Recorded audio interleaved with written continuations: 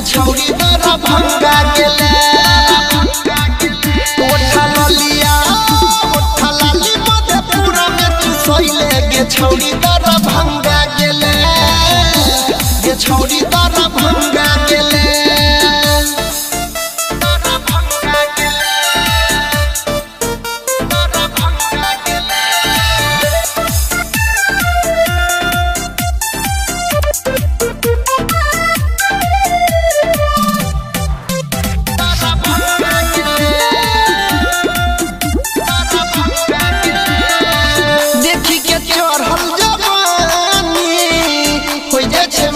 पानी पानी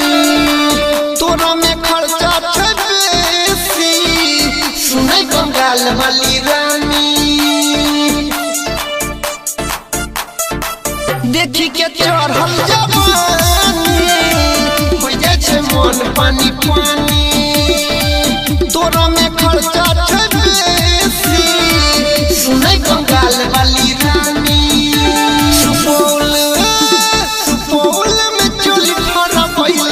छौरी दरा भंगा गेले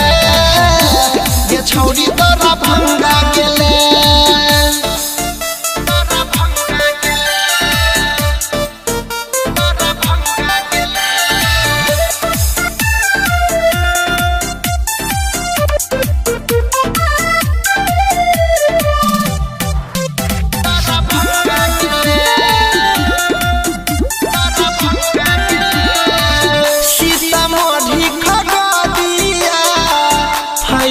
घरिया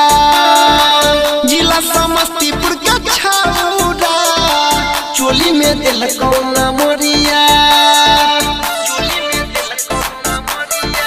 सीतामढ़ी खगड़िया हायरे दिलको घरिया जिला समस्तीपुर के छौरा चोली में दिलको नमरिया